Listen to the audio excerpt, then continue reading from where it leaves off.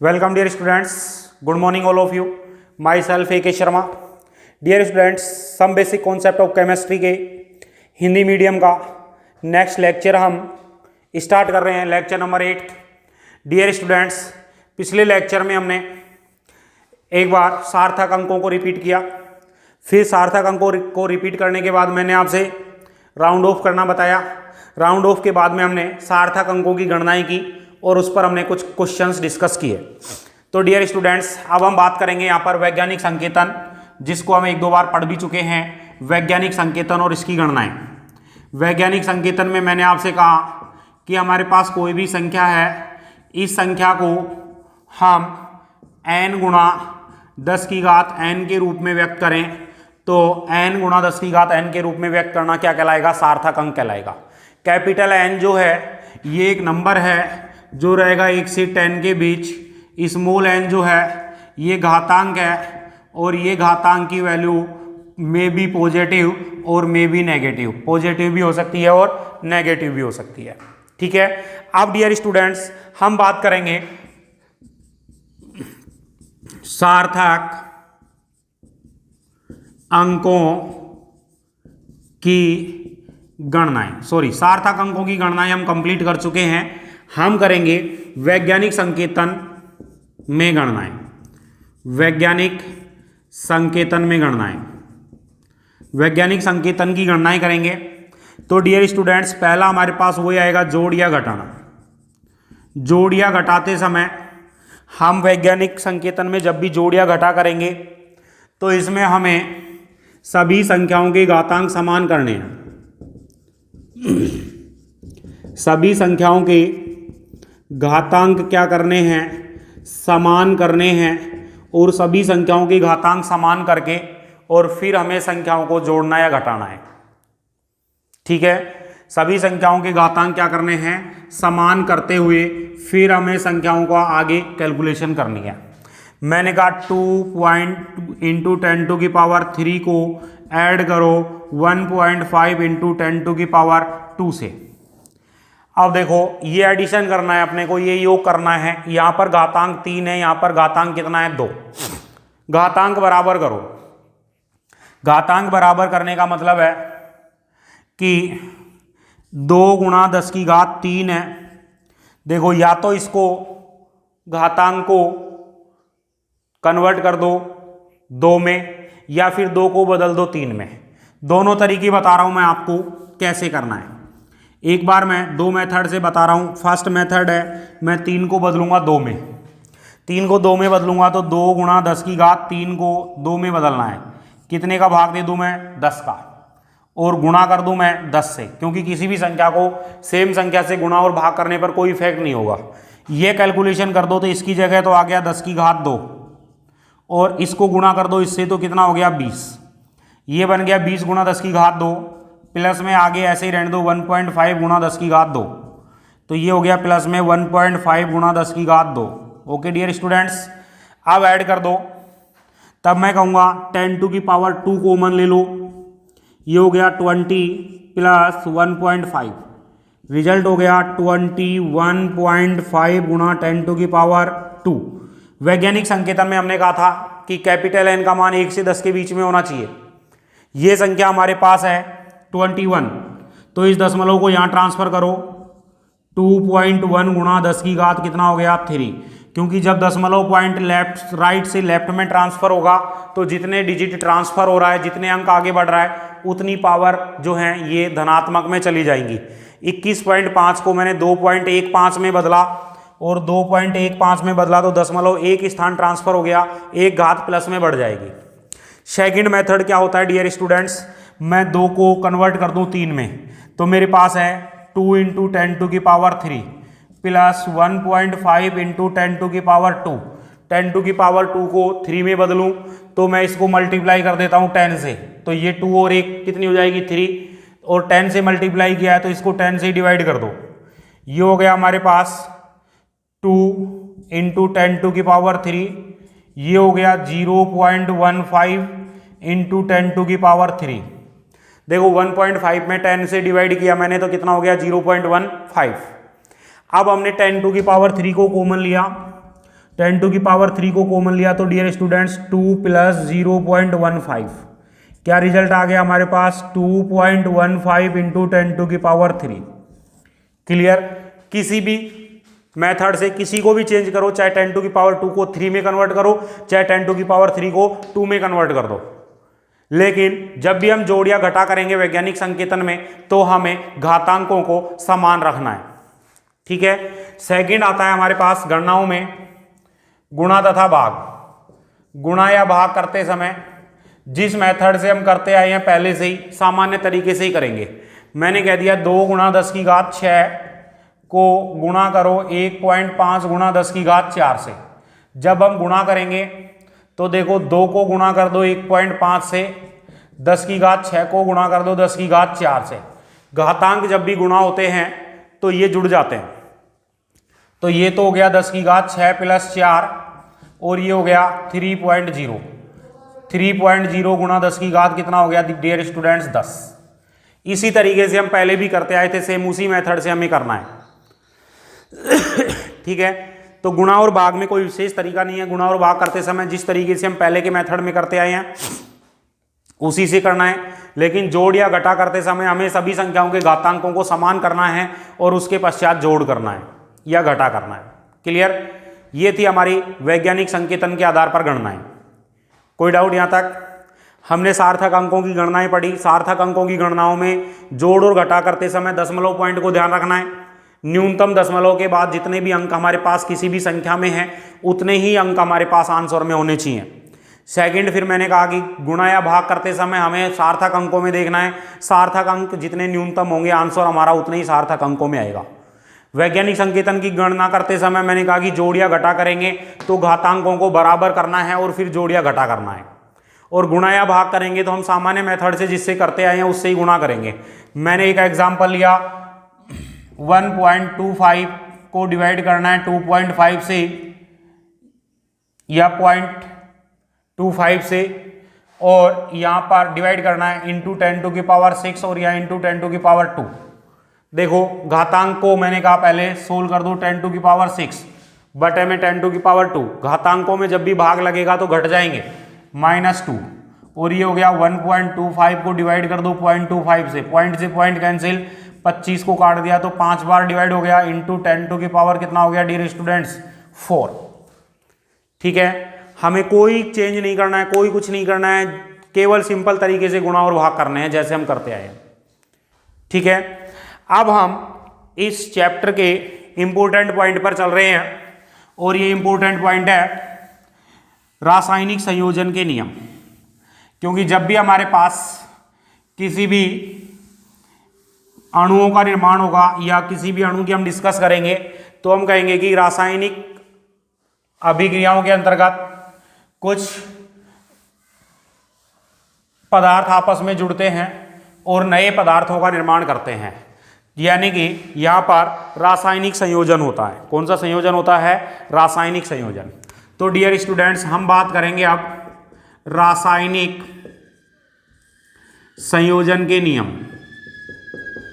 रासायनिक संयोजन के नियम। ठीक है। रासायनिक संयोजन के नियम में पहला नियम आता है द्रव्यमान संरक्षण का नियम। कौन सा नियम आता है? द्रव्यमान संरक्षण का नियम। ठीक है डियर स्टूडेंट्स, द्रव्यमान संरक्षण का नियम, law of conservation of mass. Law of conservation of mass. ठीक है। Law of conservation of mass. Law of conservation of mass, इस नियम जो है इसका प्रतिपादन किया है किसने? एक वैज्ञानिक है आंतोएव लावुसिए। क्या नाम है? आंतोएव लावुसिए। इस नियम का प्रतिपादन किया आंतोएव लावुसिए नामक वैज्ञानिक ने। इसको हम dear students father of chemistry भी कहते हैं। फादर ऑफ केमिस्ट्री किसको कहा जाता है? आंतोएव लावुसिए को कहा जाता है। ठीक है। हमने कहा सबसे पहले फर्स्ट नियम हम पढ़ रहे हैं, द्रव्यमान संरक्षण का नियम। द्रव्यमान संरक्षण के नियम का प्रतिपादन किसने किया? आंतोएव लावुशिए ने। आंतोएव लावुशिए को हम फादर ऑफ केमिस्ट्री भी कहते हैं। ये नियम क्या कहता है? इस नियम के अनुसार द्रव्य जो है, द्रव्य को ना तो उत्पन्न किया जा सकता है, न तो उत्पन्न किया जा सकता है और न नष्ट किया जा सकता है।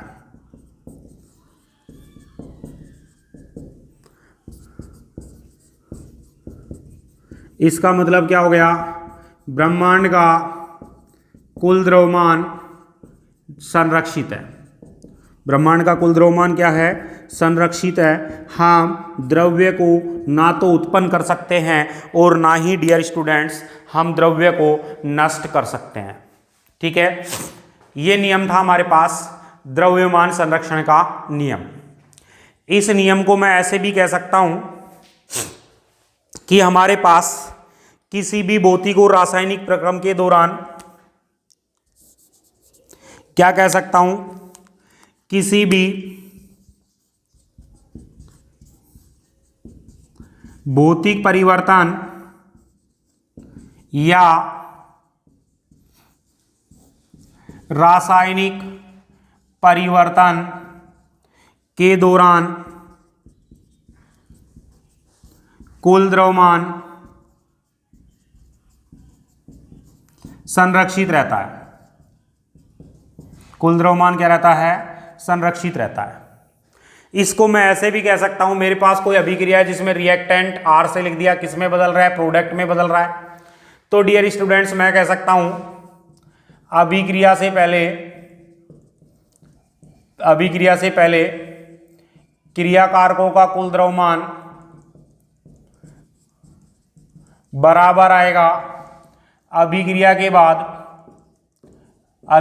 बाद जो उत्पाद बन रहे हैं इन उत्पादों के द्रव्यमान के। किसी भी रासायनिक अभिक्रिया में अभिक्रिया से पहले जो क्रियाकारकों का कुल द्रव्यमान है उतना ही द्रव्यमान रहेगा अभिक्रिया के बाद में प्राप्त उत्पादों का, यानी कि द्रव्यमान में कोई परिवर्तन नहीं होगा। ठीक है, मैंने आपसे कहा hydrogen plus oxygen H2 plus O2 के संयोजन से हमने जल बनाया 2H2O। तब मैं कह दूंगा क्रियाकारकों का द्रव्यमान देखो, तो क्रियाकारकों के द्रव्यमान में मैं कह दूं क्रियाकारकों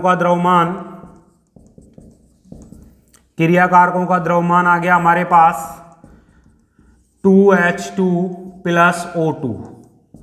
2 गुणा करो, हाइड्रोजन का द्रव्यमान होता है परमाणु द्रव्यमान 1। कितने हाइड्रोजन है हमारे पास? 2 हैं, तो 1 को 2 से गुणा करो। और ये H2 किससे गुणा हो रहा है? 2 से, तो मैंने पहले इसको मल्टीप्लाई कर दिया 2 से। तो देखो ध्यान से, 2 हाइड्रोजन का द्रव्यमान 1, फिर इसको गुणा करेंगे 2 से, और ये पूरी संख्या जो है ये मल्टीप्लाई हो रही है 2 से। प्लस में ऐड करेंगे ऑक्सीजन का 16 होता है, और कितने ऑक्सीजन है? 2 हैं। तो डियर स्टूडेंट्स 2 दूनी 4 प्लस 16 दूनी 32, कितने यूनिट हो गया? 36 यूनिट हो गया। ठीक है, कितने यूनिट हो गया? 36। अब उत्पादों का द्रव्यमान देखो, उत्पादों का कुल द्रव्यमान देखेंगे तो उत्पादों का कुल द्रव्यमान देखो, हमारे पास उत्पाद में क्या है? 2H2O। तो 2 से गुणा हो रहा है पूरा द्रव्यमान। ये हाइड्रोजन का 1 गुणा, कितने हाइड्रोजन है? 2 प्लस 16। तो हमने कहा 2 प्लस 16, 16 और 2 18, 2 गुणा 18, 18 को 2 से गुणा किया तो डियर स्टूडेंट्स कितना हो गया? 36 यूनिट हो गया। कितने यूनिट हो गया? 36 यूनिट। क्लियर?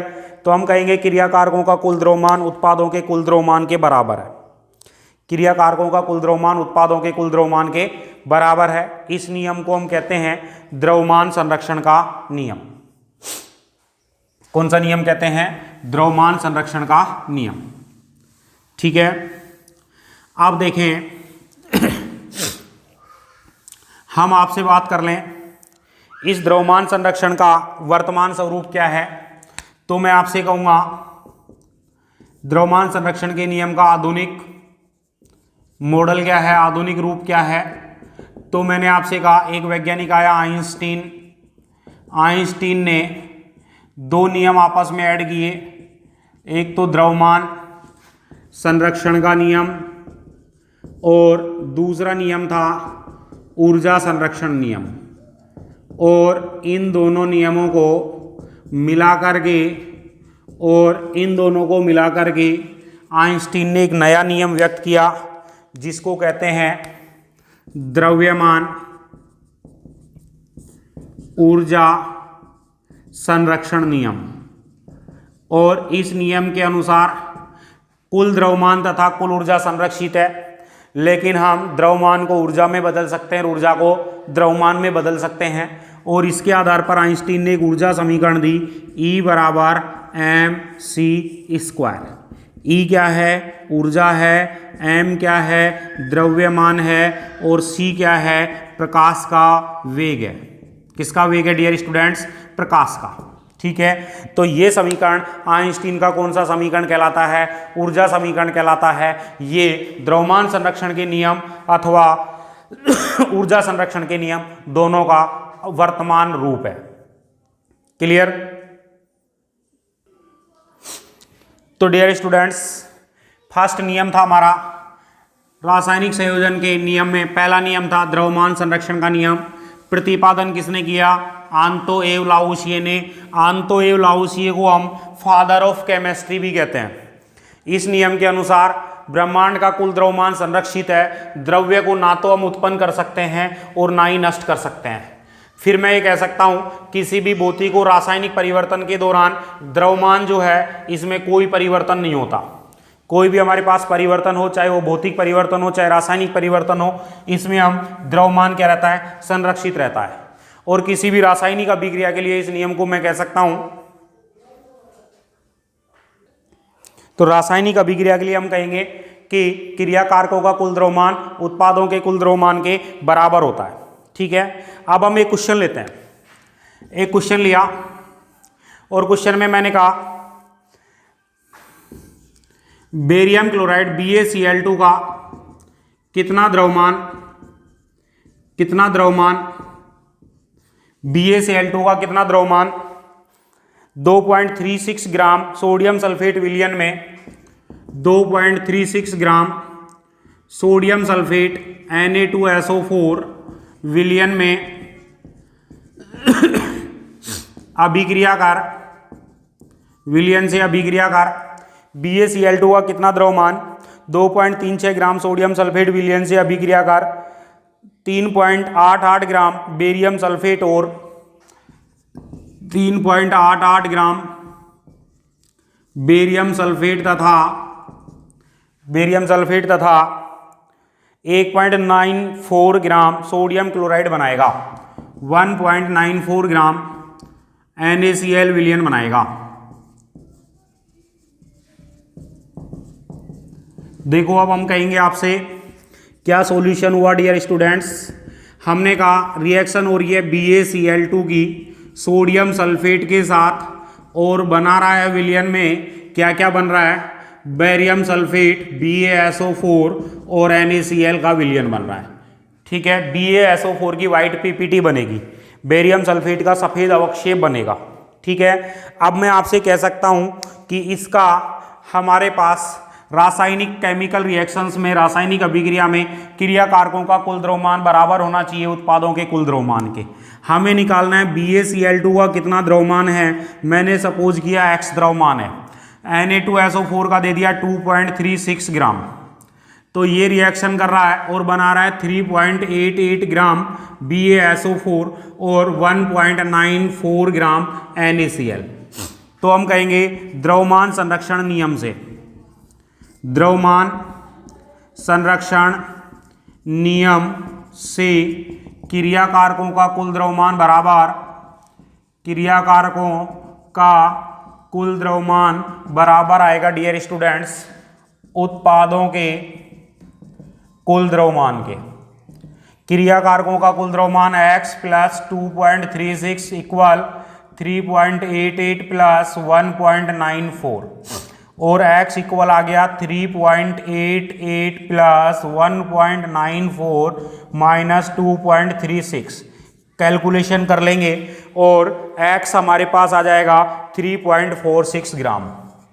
3.46 ग्राम। इसका मतलब हो गया बेरियम क्लोराइड का 3.46 ग्राम जो है ये रिएक्शन करेगा 2.36 ग्राम सोडियम सल्फेट विलयन में और अभिक्रिया करके 3.88 ग्राम BaSO4 बनाएगा और 1.94 ग्राम NaCl का विलयन बनाएगा। क्लियर? चले फिर आगे एक क्वेश्चन और देखते हैं। एक क्वेश्चन और देखेंगे।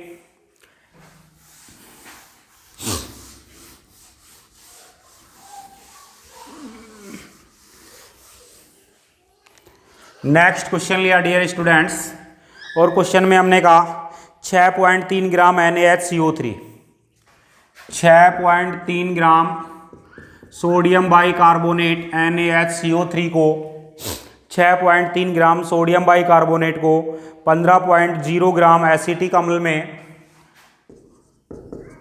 15.0 ग्राम एसिटिक एसिड CH3COOH विलयन में मिश्रित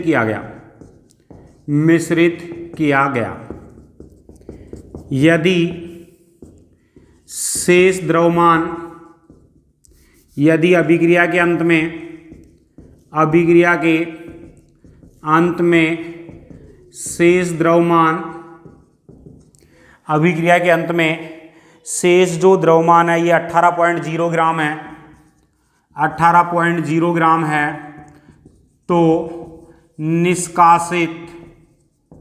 निष्कासित CO2 का द्रव्यमान ज्ञात करो। हमने कहा NaHCO3 पर रिएक्शन करेंगे CH3COOH की। तो डियर स्टूडेंट्स पहली बात ये जो है Na प्लस और HCO3 माइनस बनाएगा, ये CH3COO माइनस H प्लस बनाएगा। HCO3 का डिवाइडेशन होगा वापस से OH माइनस और CO2 में, यहाँ से CO2 गैस निकलेगी तो ये CH3COO और ये Na जुड़ करके CH3COO Na बनाएगा और प्लस में H plus OH minus H2O बनाएगा और CO2 बाहर निकल जाएगी। हमसे कह दिया कि ये द्रव्यमान है 6.3 ग्राम, ये द्रव्यमान है 15.0 ग्राम, बचा हुआ द्रव्यमान तो विलयन में ये शेष बच जाएगा, CO2 गैस बाहर निकल जाएगी। ये द्रव्यमान है हमारे पास 18.0 ग्राम, CO2 का द्रव्यमान हमें ज्ञात करना है। कितनी CO2 बाहर निकल गई? ठीक है, अब मैं आपसे कहूँगा कि क्रियाकारकों का कुल द्रव्यमान बराबर उत्पादों का कुल द्रव्यमान। ठीक है, क्रियाकारक 6.3 प्लस 15.0 बराबर 18.0 प्लस सपोज कर लिया CO2 का द्रव्यमान कितना है X, तो X बराबर आ जाएगा 15 और 6 21.3 माइनस 18। तो डियर स्टूडेंट्स 3.3 ग्राम CO2 जो है ये इस अभिक्रिया से निष्कासित हो गई। क्लियर? कितने ग्राम CO2 निष्कासित हो गई? 3.3 ग्राम। तो डियर स्टूडेंट्स पहला नियम हमने कंप्लीट किया। पहला नियम द्रव्यमान संरक्षण का नियम। क्लियर? प्रतिपादन किसने किया? आंतोएव लावोसिए ने।